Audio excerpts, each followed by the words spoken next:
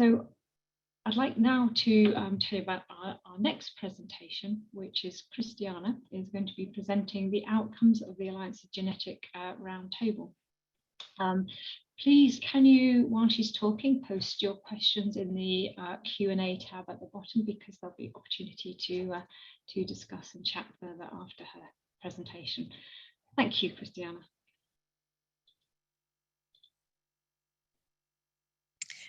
My name is Kristiana Salmon, and I'm the National Programs Manager for Genetic ALS at the Montreal Neurological Hospital.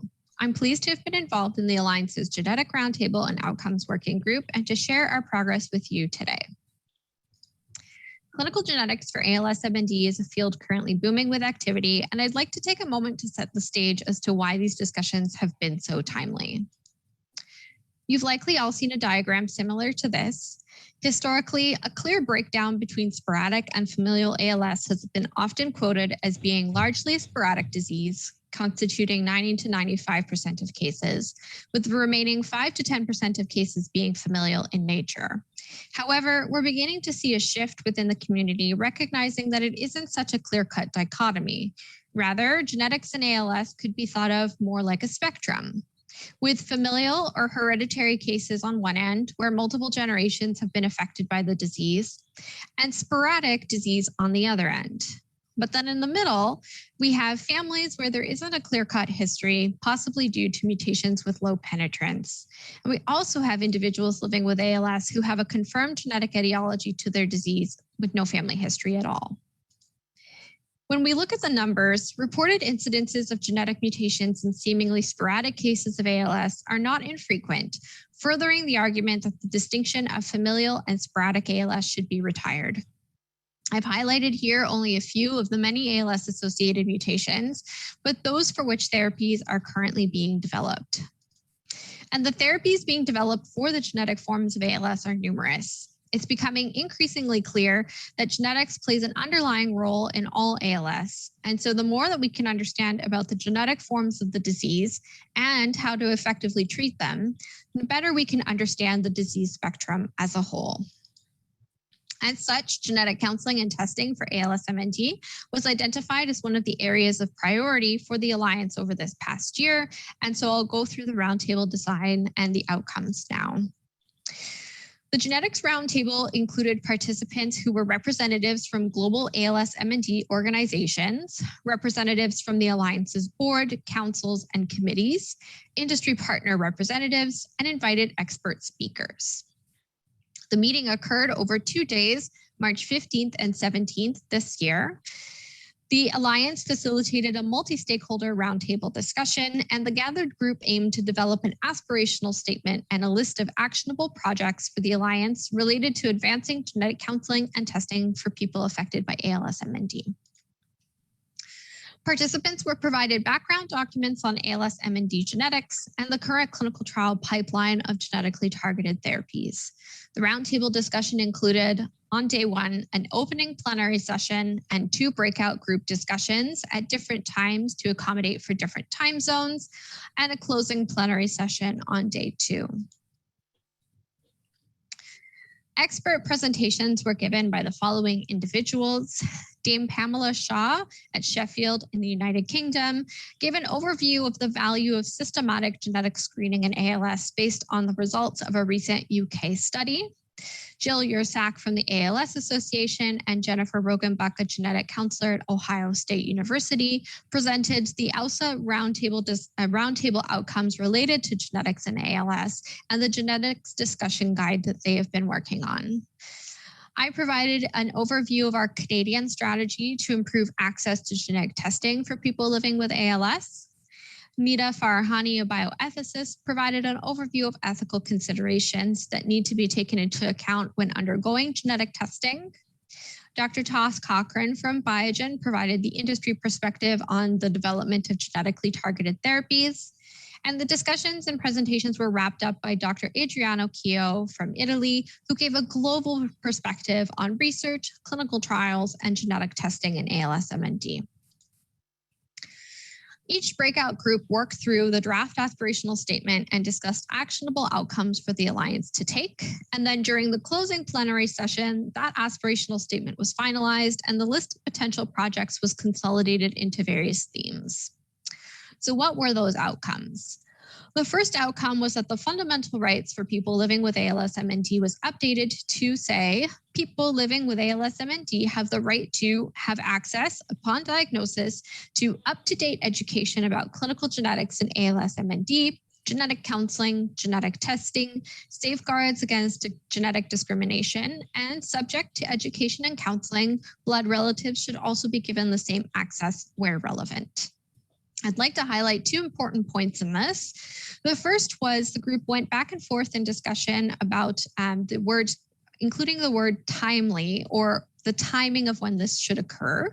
And the group agreed that this should be upon diagnosis or shortly after diagnosis. And so the language upon diagnosis was included in the Statement of Fundamental Rights.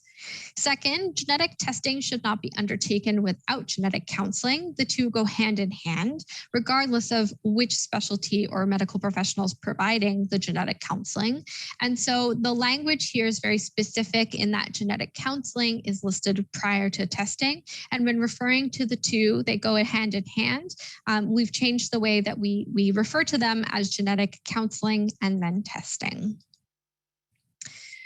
There were additional outcomes that were identified, and they're summarized here. The first was to create resources such as multi-language primers on topics such as ethical issues, the psychological effects of testing, and some of the complex concepts in genetics like penetrance and phenotypic variation. Develop education programs about genetics, including a basic understanding of genetics and the implications, the risks and benefits of genetic counseling and testing, and to spread the word to help identify the population of patients that don't currently know they're at risk. Communicating the statement of rights of people living with ALS-MND, which we just reviewed, and to create clinical guidelines for genetic counseling and testing. So what progress has been made to date? On the educational front, the Alliance has been hosting a series of webinars on genetics and ALS-MND. The first webinar was an introduction to ALS-MND genetics. We covered topics such as what is DNA, how are our genes inherited, what genes have been identified in ALS-MND. And this webinar was provided by Dr. Kelly Williams and Professor Amar Al-Shalabi. The second webinar was on genetic counseling and testing in ALS-MND. We had perspectives from a neurologist, a genetic counselor, and a geneticist, as we recognize that the medical professional providing genetic counseling and ordering genetic testing for ALS patients may vary from region to region. The final webinar in the series is ethical considerations for genetic testing in ALS-MND being provided today. And our speaker is Dr. Nita Farahani, as I mentioned, a bioethicist.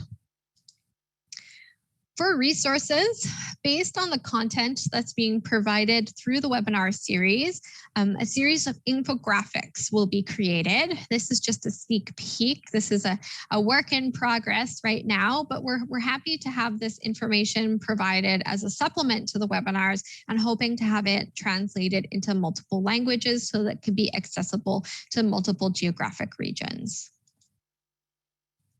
What's next? So working on developing those infographics to accompany the webinar series is the next big task that needs to be completed.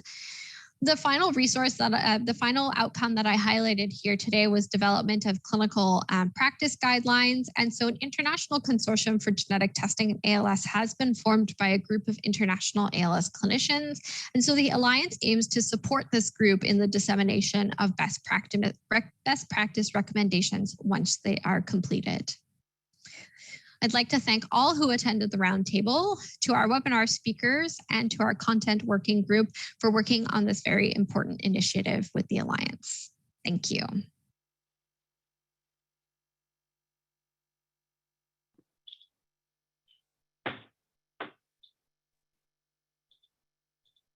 Oh, so Kristiana, thank you so much for that, and that's a wonderful presentation. I just want to take this opportunity also to thank you as volunteers like Kristiana, that the Alliance wouldn't be able to conduct half as many initiatives as they do without your help and your support. And it's thanks to all the volunteers that donate their time and experience to help the Alliance to do such amazing work. And without you, they simply wouldn't be able to do half as well. So thank you for that. There is a question in the chat for you, and it's from Rod Harris, and he's saying, given the improvements in the availability of genetic testing currently and in the future, should we also be advocating for free funding, access to vitro fertilization and pre-implantation genetic testing where it can be available? Now, this is something I think it will develop kind of different around the world, really, because I think in the UK it's slightly different. But Rod goes on to say this is being used in Huntington's disease and cystic fibrosis and gives a potential to stop the disease in families. I value your thoughts on that. Yeah, that's a great question. Thank you for that.